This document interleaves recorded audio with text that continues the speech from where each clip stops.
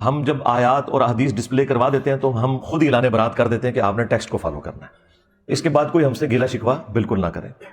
اس سے زیادہ اور اچھا کیا طریقہ ہو سکتا ہے کہ آپ عوام کو سیدھا قرآن و سنت کے ساتھ جوڑیں، جو قرآن میں ہمیں حکم بھی ہے۔ سورۃ النساء کی آیت نمبر 59 ہے، اعوذ باللہ من الشیطان الرجیم، بسم اللہ الرحمن الرحیم، یا ایھا الذین آمنوا اطیعوا اللہ واطیعوا الرسول، اے ایمان والو اطاعت کرو اللہ کی اور اطاعت کرو اس کے رسول کی، عز وجل وصلی اللہ علیہ وآلہ وسلم، وَأُولِي الْأَمْرِ مِنْكُمْ، اور اپنے حکمران کی بھی، اپنے بڑے کی بھی، لیکن اس کے ساتھ اطاعت کا لفظ نہیں آیا تاکہ اسے کوئی ایبسولوٹ نہ مان لے، ریلیٹیو ہی مانا جائے، لیکن ساتھ ہی پھر آیا فَإِن تَنَازَعْتُمْ فِي شَيْءٍ فَرُدُّوهُ إِلَى اللَّهِ وَالرَّسُولِ، اگر تمہارا حکمران سے بھی جھگڑا ہو جائے، اپنے بڑے کے ساتھ بھی ہو جائے جھگڑا، تو معاملے کو تم نے پلٹانا ہے اللہ اور اس کے رسول کی طرف، یعنی رسول اللہ کی وفات کے بعد قرآن و سنت کی طرف۔ ظاہر ہے جب تک رسول اللہ دنیا میں موجود تھے تو ظاہر ہے اللہ اور اس کے رسول کی طرف مراد یہ ہے کہ رسول اللہ سے پوچھا جائے جا کے۔ نبی اسلام کی وفات کے بعد آج کی ڈیٹ میں یا صحابہ کرام کے دور میں قرآن و سنت کی طرف آپ نے معاملے کو پلٹانا ہے۔ ان کنتم تؤمنون باللہ والیوم الآخر، اگر تم اللہ پر اور آخرت کے دن کی جواب دہی پر ایمان رکھتے ہو تو تمہارا ایٹیچیوڈ یہی ہوگا کہ تم ہر معاملے میں اللہ اور اس کے رسول کو دیکھو گے، یعنی بزرگ بابوں کو نہیں دیکھنا، بلکہ کہا گیا بزرگ بابوں سے اختلاف کرنا ہے، ہاں تنازع ہو جائے نا جب اور بزرگ بابوں سے، تو قرآن و سنت کی طرف بات کو پلٹانا ہے۔ ذالک خیر و احسن تأویلا، اسی میں تمہارے لیے خیریت ہے اور اسی کا انجام آخرت میں بہتر ہونے والا ہے۔ کس چیز کا؟ کہ جو لوگ اپنے معاملات کو قرآن و سنت سے حل کرتے ہیں اور اندھے بن کے کسی کے پیچھے نہیں چلتے۔ یہ تقلید کے خلاف بہت بڑی دلیل ہے یہ آیت مبارکہ، اس کے اوپر میں نے تفصیل کے ساتھ مختلف ویڈیوز ریکارڈ کروائی ہیں، مسئلہ 197 میرا دیکھ لیں، پھر تقلید کے نام کے اوپر ڈرامہ بازی، یہ میری ایک ویڈیو تھی، اس میں نے اس آیت کے حوالے سے کافی کچھ ڈسکس کیا تھا۔ میں ایگزامپل کے طور پر 2-4 باتیں کر دوں، پھر میں وہ آخر میں وہ 10 رجوع بتاؤں گا، باقی ان کی تفصیلات بتانے کی ضرورت نہیں ہے، میں صرف اس میں ورڈکٹ ہی دوں گا کیونکہ اس پہ الگ سے میری ویڈیوز ریکارڈڈ ہیں۔ میں اصل میں یہ ڈاکٹرین آپ کو کلیئر کرنا چاہتا ہوں کہ کوئی شخص بھی اتھارٹی نہیں ہے اللہ اور اس کے رسول عز وجل صلی اللہ علیہ وآلہ وسلم کے بعد۔ ایون خلفاء راشدین بھی ہیں نا، جن کی پیروی کا ہمیں حکم ہے، علیکم بسنتی وسنت الخلفاء الراشدین المہدیین، ان کی بھی اطاعت ایبسولوٹ نہیں ہے، ان سے بھی مسئلے میں سینڈل ہوئے ہیں اور صحابہ کرام نے ان سے رجوع کروایا ہے۔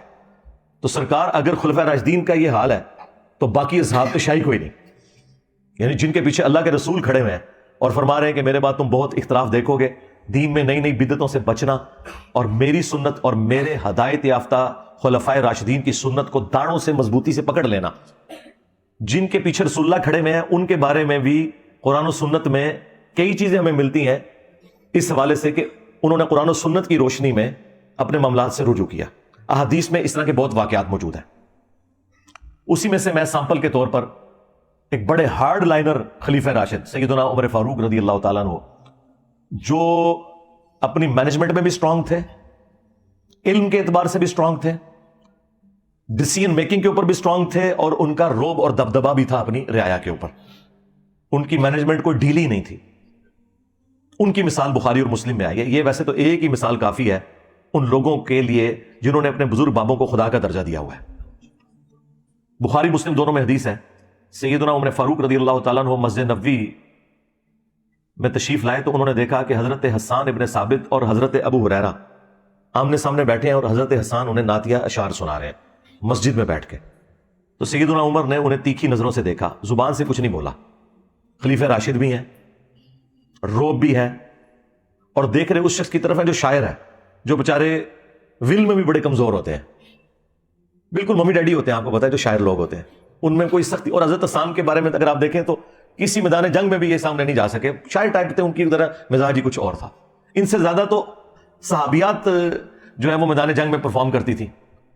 اچھا، لیکن یہاں دیکھیں کیسی دلیری ان کے اندر آئی ہے، صرف دیکھا ہے حضرت عمر نے اور ان کا عمر اس طرح نہ دیکھ میری طرف، تجھ سے بہتر شخص مسجد میں ہوتا تھا، میں انہیں بھی نعتیہ اشعار سناتا تھا، محمد رسول اللہ صلی اللہ علیہ وآلہ وسلم۔ اب حضرت عمر تو ایک دفعہ ہل گئے نا کہ یار یہ بندہ کون سا بول رہا ہے۔ انہوں نے کہا کہ اپنا گواہ لے کر آؤ۔ انہوں نے آگے سے نہیں کہا علیکم بسنتی وسنت الخلفاء الراشدین المہدیین، ان کو پتا تھا کہ جناب جب رسول اللہ کی بات آ گئی تو پھر میں تے شاہی کوئی نہیں، سرکار ایڈ میں تمہیں گل دسی ہے نا، شاہی کوئی نہیں، یہ ہر جگہ فٹ ہونا جائے۔ تو حضرت حسان نے کہا کہ اے امیر المومنین، یہ حضرت ابو ہریرہ بیٹھے، ان سے پوچھیں۔ تو حضرت ابو ہریرہ نے کہا کہ میں گواہی دیتا ہوں کہ نبی صلی اللہ علیہ وآلہ وسلم نہ صرف نعت اشعار سنا کرتے تھے بلکہ آپ دعا فرمایا کرتے تھے، اے اللہ روح قدس کے ذریعے حسان کی مدد فرما جس طرح تو نے عیسیٰ ابن مریم کی مدد کی تھی، وَأَيَّدْنَاهُ بِرُوحِ الْقُدُسِ جو سورۃ البقرہ میں آیا۔ حضرت عمر خاموش ہو کے وہاں سے چلے گئے، یعنی یہ خاموشی میں ان کا رجوع تھا۔ اب اس ایک واقعے سے کتنے رزلٹ نکلتے ہیں؟ نمبر 1، خلیفہ راشد جس کی پیروی کا حکم ہے نا، وہ بھی اگر قرآن و سنت کے خلاف بات کرے تو آپ نے اس سے بھی اختلاف کرنا ہے۔ نمبر 2، خلیفہ راشد حضرت عمر جیسا ہو کہ بھی جب وہ دلیل سنتا ہے حدیث کی تو وہ سرنڈر کر جاتا ہے اپنے غلط فتوے سے۔ نمبر 3، حضرت عمر جیسا ذہین شخص، نبی الاسلام کا قریبی ساتھی، اس پہ بھی کچھ احادیث ایسی تھیں جو نہیں پہنچ سکی، تو سرکار پھر ابو حنیفہ، مالک، شافعی، احمد بن حنبل تشیعی کوئی نہیں، رحمہم اللہ اجمعین۔ اچھا اب یہ میرا جملہ کاٹیں گے اور کہیں گے وہ انجینئر صاحب نے مقابلے میں کہہ رہے ہیں شیعہ کوئی نہیں، یہ کاٹا کریں، اس طرح کیا کریں، کیونکہ آپ کے اس طرح کے چھوٹے چھوٹے کلپ کاٹنے کی برکت سے ہی تو اتنی رونق لگی دنیا میں۔ ہاں لوگوں نے کیا ہے، یہ کیڑا پاگل ہے جو اس ماڈرن دور میں اس طرح بزرگوں کو چیلنج کرتا پھر رہا ہے، تو انہیں پتہ چلتا ہے بھائی وہ بزرگوں کی تعلیمات ہی تو آگے لے کے چل رہا ہے، ہاں ان کے بزرگوں کی نہیں، جو قرآن و سنت کے خدمت گزار بزرگ تھے ان کی تعلیمات، کیونکہ سارے ائمہ نے ہمیں یہی سکھایا کہ ہماری کوئی بات بھی قرآن و سنت کے خلاف ہو اسے دیوار پہ دے مارو۔ یہ چاروں ائمہ کے اقوال شاہ ولی اللہ دہلوی نے حجت اللہ البالغہ میں باقاعدہ نقل کی ہیں، اور امام مالک نے تو کمال فرمایا کہ اس صاحب قبر صلی اللہ علیہ وآلہ وسلم کے سوا کوئی ایسا شخص نہیں کہ جس کی ہر بات مقبول ہو اور کوئی بات مردود نہ ہو، اور اس پلانٹ ارتھ پہ اس صاحب قبر صلی اللہ علیہ وآلہ وسلم کے سوا کوئی ایسا شخص نہیں کہ جس سے اختلاف نہ کیا جا سکے سوائے رسول اللہ کے صلی اللہ علیہ وآلہ وسلم۔ تو بس یہ کتابوں میں لکھی رہے گی، اور ہم اس لیے مطعون ٹھہرے ان کی نظر میں کہ ہم نے وہ پبلک کو بتا دی۔ یہ تو چاہتے تھے کہ ابھی بھی پردہ پڑا رہے، تو وہ دیکھیں حضرت عمر فاروق رضی اللہ تعالیٰ عنہ نے فوراً رجوع کیا، انہوں نے نہیں کہا کہ مجھ سے ایسی کوئی حدیث چھپی رہ سکتی ہے۔ اور ایک اور رزلٹ چوتھا یہ نکلا کہ حضرت عمر حضرت ابو ہریرہ کو ثقہ اور صدوق مانتے تھے، جس طرح بعض غالی شیعہ رافضیوں نے یہ کہا کہ حضرت عمر نے حضرت ابو ہریرہ پر پابندی لگا دی تھی حدیثیں بیان کرنے کے اعتبار سے، تو ان کا بھی رد ہو گیا کہ حضرت عمر حضرت ابو ہریرہ کو ثقہ اور صدوق راوی مانتے تھے، ان کی گواہی قبول کی ہے انہوں نے۔ تو یہ کتنے سارے مدنی رزلٹس، مدنی پھول ملے اس ایک واقعے سے۔ ایک اور واقعہ سنیں، بخاری مسلم دونوں میں ہے وہ۔ یہ ابو ہریرہ جو حدیث کی فیلڈ کے امام ہے، سب سے زیادہ حدیث جس بندے سے روایت ہے، جو امیر المومنین حضرت عمر کو بھی حدیثیں بتا رہے ہیں جو حدیثیں انہیں نہیں پتا، ان کے ساتھ بھی مس ہیپننگ ہو گئی، بخاری مسلم دونوں میں ہے۔ یہ 30 سال تک یہ فتویٰ دیتے تھے، حضور کی وفات کے بعد 30 سال تک یہ کہتے تھے۔ یہ 30 ایئرز میں نے اس لیے نکالے ہیں کہ یہ خلافت راشدہ کے بعد کا واقعہ ہے، کیونکہ مروان بن حکم جب مدینے کا گورنر بنا تو وہ حضرت معاویہ رضی اللہ تعالیٰ عنہ کا دور تھا، اس زمانے میں آ کے حضرت ابو ہریرہ نے توبہ کی اپنے اس غلط فتوے سے، تو یہ 30 سال ایٹ لیسٹ بنتے ہیں خلافت راشدہ کے، آپ وہ 30 سال کر لیں، 30 سے کم نہیں بنتے، زیادہ ہی بنتے ہیں۔ تو حضرت ابو ہریرہ یہ فتویٰ دیتے تھے کہ جس شخص کے اوپر غسل فرض ہے نا وہ روزہ نہیں رکھ سکتا جب تک کہ اپنا غسل اتار نہ لے۔ جب مروان مدینے کا حاکم بنا تو اس نے امہات المومنین کے پاس کچھ لوگوں کو بھیجا، تو سیدہ عائشہ نے، باقی بیویوں نے بتایا کہ ام سلمہ نے علیہم السلام کہ یہ تو فتویٰ ان کا بالکل غلط ہے، نبی علیہ السلام جنبی ہوتے تھے، احتلام کی وجہ سے نہیں، کسی اور وجہ سے، یعنی وہ میاں بیوی کے ازدواجی تعلق کو انہوں نے پردے میں بیان کیا، اور نبی علیہ السلام سحری کر کے روزہ رکھ لیتے تھے اور فجر کا وقت داخل ہونے کے بعد غسل اتارا کرتے تھے۔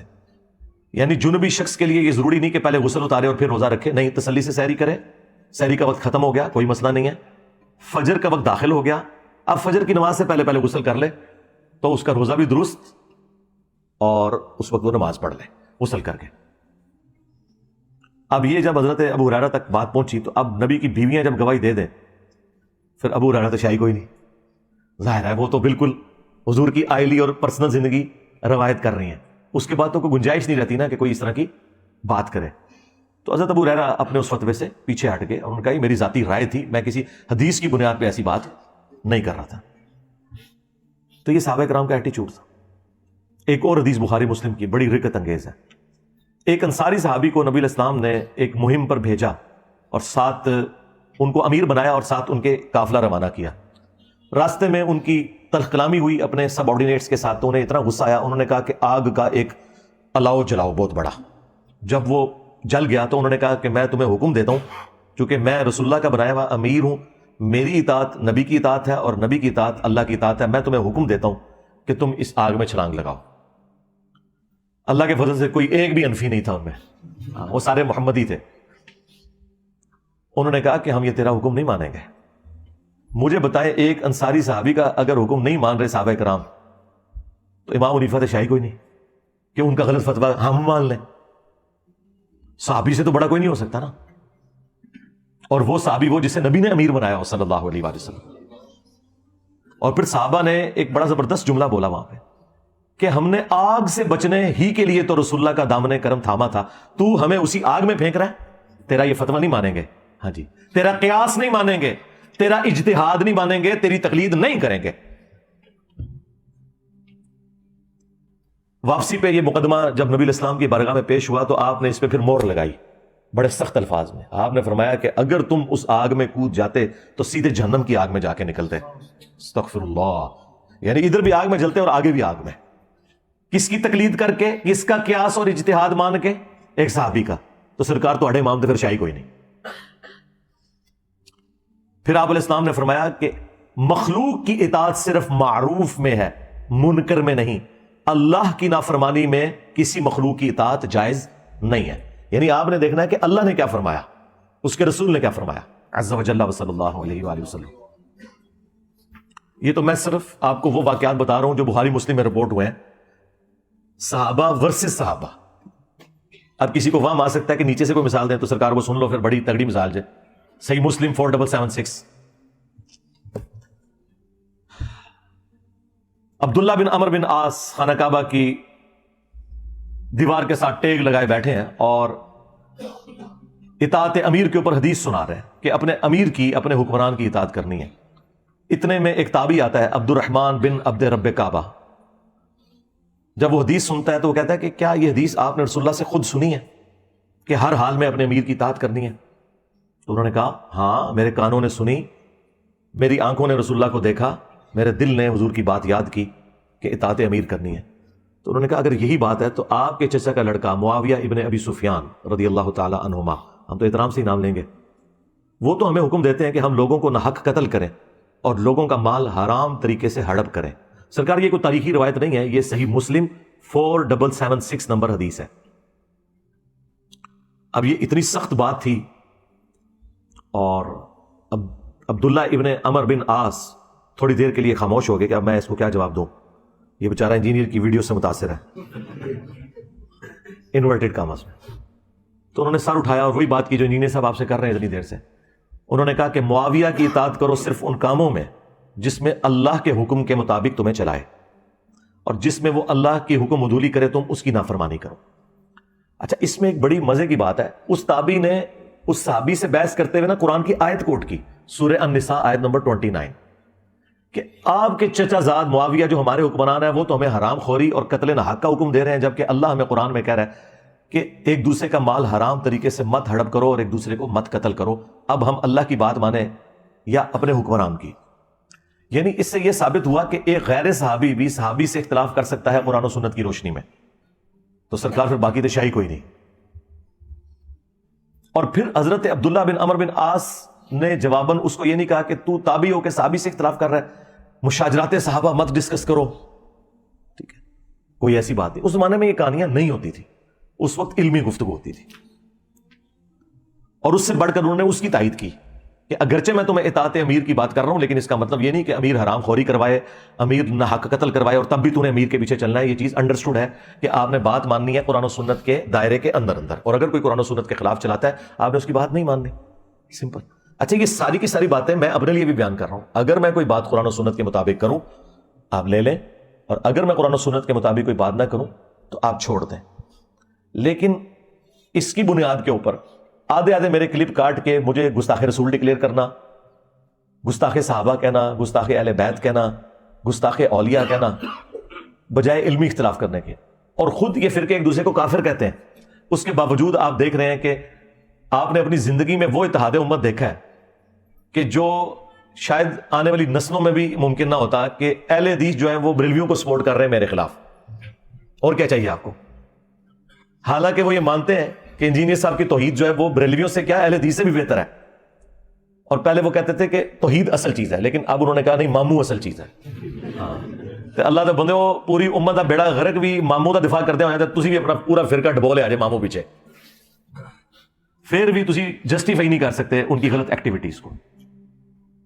تو اس طریقے سے بریلوی اہل حدیث کو سپورٹ کریں گے جنہیں وہ سورہ دے سور کہتے ہیں، جن کو اعلیٰ حضرت نے مرتد اور کافر اور واجب القتل ڈکلیئر کیا ہوا ہے، جو بند کو اور اہل حدیث کو اور قادیانیوں کے ساتھ انہیں شمار کیا ہوا ہے احکام شریعت کے اندر. اور ملفوظات اعلیٰ حضرت میں انہوں نے لکھا یہ کفار ہیں، ان کی مسجدیں گھر کی مثل ہیں. کفار کا لفظ استعمال کیا وہابیوں کے لیے، ٹریٹ کافر کا. اور آج اکٹھے ہوئے میں تو بہت اچھی بات ہے، اتحاد امت کیا. میں یہ کہتا ہوں الحمدللہ ان کے علماء نے میرے خلاف اتحاد امت کر لیا ہے، اتحاد علماء، اتحاد امت نہیں. اور ان کی عوام نے میرے حق میں ان کے خلاف اتحاد امت کر لیا. تو دیکھیں اب دو ہی پارٹیاں رہ گئی ہیں، ایک اللہ رسول کی ماننے والی، ایک فرقوں کی ماننے والی، کہ جو فرقوں کی نوکری اور ان کے چندے بچا رہی ہے. تو اللہ کا شکر ہے کہ جو ایک ہماری ریکوائرمنٹ تھی کہ ہم ان کے اصلی چہرے آپ کے سامنے رکھتے ہیں، وہ ہم نے رکھ دی ہیں اللہ کے فضل سے.